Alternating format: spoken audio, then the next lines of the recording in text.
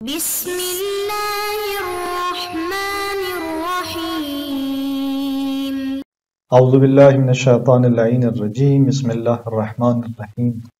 وبہ نستعین وہو خیر ناصر ومعین الحمد للہ رب العالمین وصلی اللہ علی محمد وآلہ الطیبین الطاہرین المعصومین۔ ہماری گفتگو کتاب المقاصد کے دوسرے حصے کتاب البیع کے مباحث میں جاری ہے، اور آج کے اس درس کا عنوان عدم صحت پر حدیث رفع سے استدلال پر شیخ انصاری رحمۃ اللہ علیہ کا اشکال جو جاری تھا اس کی تکمیل ہے۔ گزشتہ ایک دو درسوں کے اندر ہم نے اس مطلب کو بیان کیا تھا کہ وہ بزرگان کے جو اس مسئلے میں اگر مکرہ نے بعد میں آ کر اجازت دی اس فعل اکراہی کی نسبت، تو ہم نے کہا کہ یہاں پر درست ہے اس کا وہ فعل۔ اب اگر بعض نے آ کر جو ہے یہاں پہ تعامل کی بات کی ہے اور عدم صحت کی بات کی ہے کہ وہ فعل درست نہیں ہوگا، تو یہاں شیخ انصاری رحمۃ اللہ علیہ ان کے اس استدلال پر اشکال کر رہے تھے کہ جو حدیث رفع کے ذریعے انہوں نے استدلال کیا تھا، اور اسی اشکال کو ہم پیچھے بیان کر رہے تھے۔ آج کے اس درس کے اندر مزید جو ہے اسی اشکال کی تکمیل ہے، اور اس طرح آج کے ہمارے اس درس کے اہم مطالب میں سے ایک عنوان سابقہ مطلب کا نتیجہ جو ہم نے اشکال کے عنوان سے مطالب بیان کیے تھے، اس کو نتیجے کے طور پہ بعض نکات کو آگے بیان کریں گے، پھر اسی سابقہ مطلب سے استدراک کرتے ہیں بیچ میں، اس کے بعد جمع بندی کرتے ہیں اور اس مطلب کو ختم کرتے ہیں جو اس حدیث رفع سے استدلال پر اشکال کے حوالے سے تھا۔ تو چلتے ہیں اپنے پہلے عنوان کی طرف کہ جس میں سابقہ مطلب کو بیان کرنے کے بعد اسی پر ایک نقطے کو متفرع کر رہے ہیں، اور سابقہ ہمارا مطلب وہی حدیث رفع پہ اشکال کی بات تھی کہ جہاں آغا نے اس مطلب کو بیان کیا کہ اطلاقات جو مفید ہیں سبب مستقل ہونے کے ان عقد بیع کے حوالے سے، یعنی بیع کو ایک سبب مستقل جانتے ہیں اطلاقات، لیکن ان اطلاقات کو قید دی گئی عدل اربعہ سے بیع مرضی بہی کے ساتھ، یعنی ایک ایسی بیع کے جو طیب نفس کے ساتھ ہو، جس کے اندر رضایت پائی جاتی ہو۔ تو بس یہاں پر نتیجہ لیا آغا نے کہ وہ بیع کے جو مورد رضایت قرار پاتی ہے، اگر سابقہ اس کے اندر رضایت پہلے سے موجود ہے تو اقرار اس پر عارض نہیں ہوتا، اور اگر رضایت پہلے سے نہیں ہے، رضایت لاحق بعد میں وہ رضایت ملحق ہو رہی ہے، تو یہاں اقرار جو آتا ہے وہ اصل بیع پہ آتا ہے، ذات موصوف مورد اقرار قرار پاتا ہے، اور اس کے تو ہم بھی قائل ہیں کہ ذات موصوف ذات وہ بیع بدون طیب نفس کے مؤثر نہیں۔ پھر یہاں سے یہ بات روشن ہوئی کہ بعد میں جو رضایت اس کے ساتھ ملحق ہوتی ہے اسی کے بعد اس کا اثر سامنے آتا ہے اور وہ بیع درست ہوتی ہے، جیسے ہم پہلے بھی بیان کر رہے تھے۔ تو لہذا بعد میں جو رضایت آ رہی ہے اقرار تو اس کے ساتھ تعلق نہیں پا رہا، اقرار اصل بیع کے ساتھ ہے اور وہاں اس کے سببیت کو ختم کر رہی ہے ایک مستقل عنوان سے، تو اس میں تو کوئی شک نہیں۔ ہماری بات کہاں پر ہے؟ جہاں بعد میں وہ رضایت لاحق ہوتی ہے ہم اس کے بنیاد پر کہہ رہے ہوتے ہیں کہ یہ معاملہ درست ہے۔ لہذا نتیجہ لیتے ہیں آگاہ اس بات پر متفرع کرتے ہیں اس مطلب کو کہ فل اطلاقات بعد تقیید، فرماتے ہیں کہ پس یہ اطلاقات احل اللہ البیع اور دیگر جو اطلاقات ہیں اس معاملات کے لیے، بیع کے لیے، عقد بیع کے لیے، احل اللہ البیع اور دیگر جتنے بھی اطلاقات ہیں تقیید کے بعد، کس تقیید کے بعد جو ہم نے پیچھے بیان کی کہ عدل اربعہ سے جو ہے وہ ان کو تقیید دی جا رہی ہے، کس چیز کے ساتھ؟ کہ اس بیع کے ساتھ کہ جو مورد رضایت قرار پا رہی ہے۔ تو اس طرح اطلاقات اس تقیید کے بعد تثبت التأثیر التام لمجموع العقد المقرہ علیہ والرضا بہ لاحقا۔ اب یہ اطلاقات ثابت کر رہے ہوتے ہیں تأثیر تام کو، کس کے لیے؟ اس مجموع عقد کے لیے، اس مجموع کے لیے کہ جس میں عقد ہے کہ جو مورد اقرار قرار پایا، والرضا بہ لاحقا، اور وہ رضایت کے جو بعد میں لاحق ہو رہی ہے، ملحق ہو رہی ہے، یہ عقد اور وہ بعد میں آنے والی رضایت، اس کا جو مجموعہ ہے یہ تأثیر تام رکھتا ہے اس نقل و انتقال اور ملکیت کے حوالے سے۔ تو بس اطلاقات تقیید کے بعد جس تأثیر کو ثابت کرتے ہیں وہ تأثیر تام ہے اس مجموع کی، اور یہاں پر حدیث رفع سے آپ استفادہ نہیں کر سکتے، چونکہ حدیث رفع جو ہے وہ اس مجموع کے لیے جو تاثیر تام ثابت ہو رہی ہے اس کو تو رفع نہیں کر سکتا، اس اثر اس حکم کو یعنی تاثیر تام کو حدیث رفع تو رفع نہیں کر سکتی. کیوں؟ اس لیے کہ یہاں یہ مجموع تو مورد اقرار نہیں قرار پا رہا، تاکہ آپ کہیں کہ حدیث رفع سے جو ہے وہ اس مجموع کا اثر جو کہ تاثیر تام ہے اس کے لیے وہ یہاں پر مرتفع ہو جائے. نہیں، تو مجموع مورد اقرار نہیں ہے. ولازم اور اس بات کا لازمہ کہ جب تاثیر تام ثابت ہو رہی ہے اس مجموع عقد مورد اقرار اور رضایت اللہ کے ساتھ، تو اس کا لازمہ بحکم العقد، عقل کے حکم سے اس کا لازمہ یہ بنتا ہے کہ کون العقد المکرہ علیہ بعد المؤثر التام، کہ بس وہ عقد جو اکراہی صورت میں پہلے انجام پا چکا ہے اس رضایت لاحقہ سے پہلے، وہ جزء مؤثر تام، یعنی وہ چیز جو مؤثر ہے حقیقتاً اور تام معنی میں، وہ مجموع ہے، اس کا جزء بے اعتبار حکم عقل جو ہے وہ مجموع، جو کہ جب مجموع علت تامہ قرار پائی شرعاً اطلاقات کو جو ہے وہ اس نے اطلاقات نے تاثیر تام بخشی اس مجموع کو، تو اب یہاں پر عقل حکم کرتی ہے کہ ان میں سے ایک جو جز ہے ان کے اجزاء وہ اپنی جگہ پہ جزء بنتے ہیں اس مؤثر تام کے. تو یہاں جب عقلی اعتبار سے عقد کو جو مورد اقرار قرار پایا، جزئیت اس کے لیے ثابت ہوئی، تو وہ امر عقلی غیر مجعول، تو یہ تو ایک امر عقلی ہے کہ جو مجعول نہیں ہے، یعنی شارع نے آ کر اس کو جعل نہیں کیا. لا يرتفع بالاقرار، یہ امر عقلی جو غیر مجعول ہے مرتفع نہیں ہوگا اقرار کے ساتھ، اقرار کے ذریعے، چونکہ اقرار سے وہ آثار مرتفع ہیں کہ جن کو شارع نے جعل کیا ہے. لأن الاقراء مأخوذ فيه بالفرض، اس لیے کہ اس مطلب میں کہ جہاں پر ہم عقد کے لیے یعنی وہ جزئیت ثابت کر رہے ہیں اور اس کو ہم جزء مؤثر تام بنا رہے ہیں، اقراء اس کے اندر بالفرض ماخوذ ہے، یعنی اقراء جو ہے وہ خود اس عقد کے لیے اس کی جزئیت کو ثابت کر رہی ہے. لہذا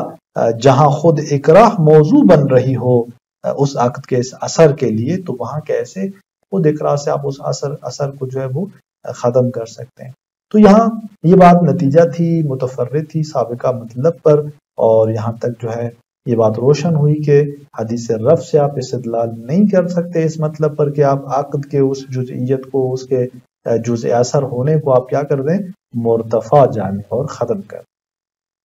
اب یہاں پر آگا استدراک کرتے ہیں کہ الا ان یقال، مگر یہ کہ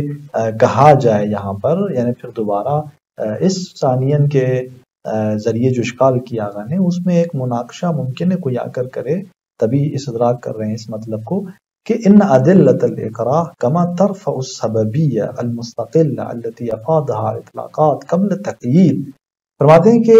ادلہ اقراء جیسا کہ رفع کر رہے ہیں یہ ادلہ اقراء اس سببیت کو جو مستقل ہے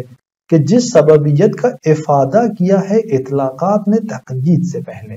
یعنی تقیید سے پہلے اطلاقات جو ہے وہ سببیت مستقلہ کو بیان کر رہے تھے عقد کے لیے. اب تقیید کے بعد یہ اطلاقات آ کر جو ہے وہ جب مقید ہوئے تو پھر عقد کی سببیت وہ جو ہے رضایت کے ساتھ مقید ہو گئی، طیب نفس کے ساتھ مقید ہو گئی. تو آپ فرماتے ہیں کہ یہ ادلہ اقراء جس طرح سے سببیت مستقلہ کو ختم کر رہے تھے اس عقد کے لیے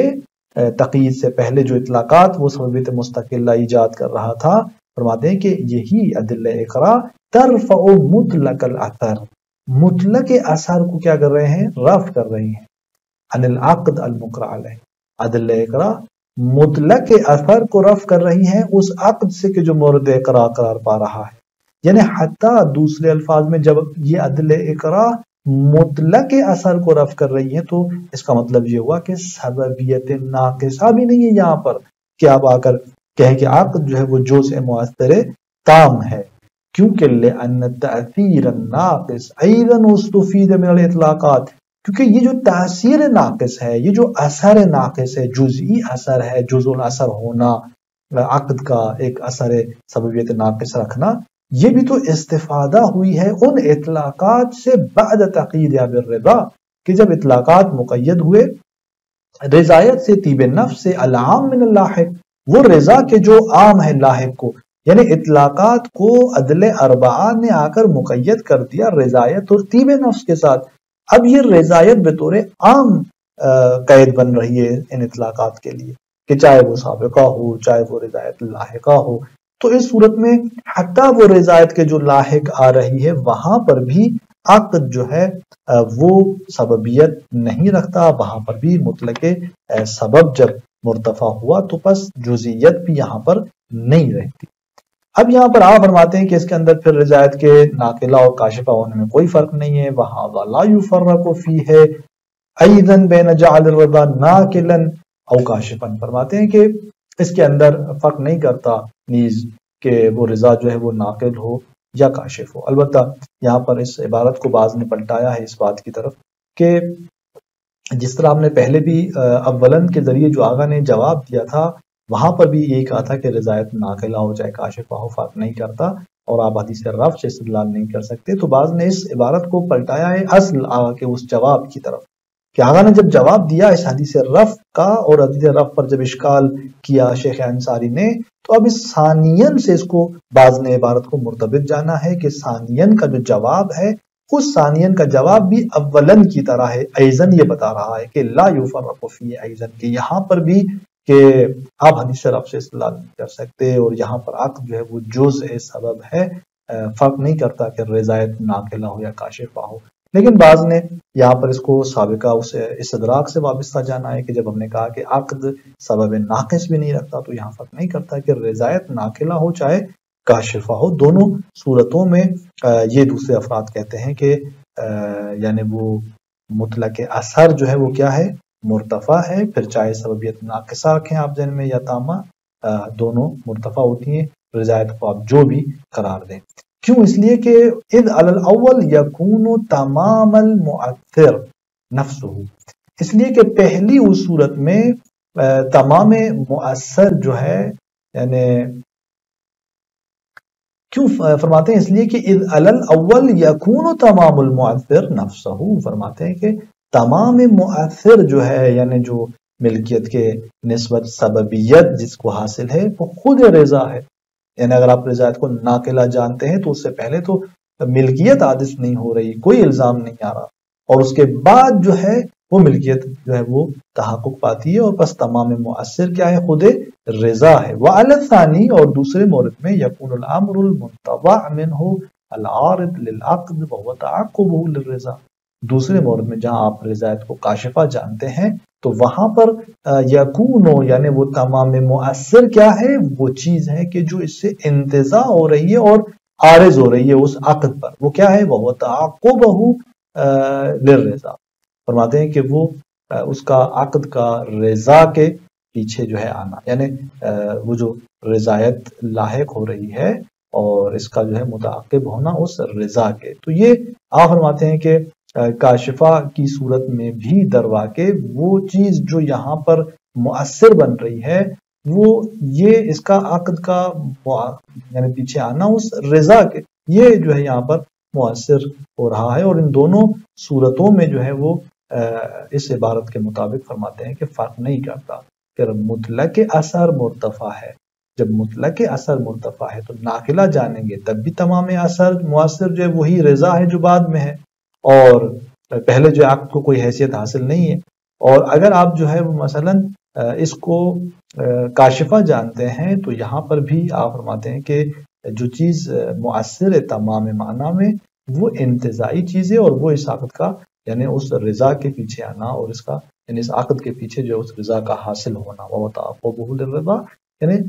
اس عقد کا قرار پانا اس رضا کے بعد. تو اس طرح آپ فرماتے ہیں کہ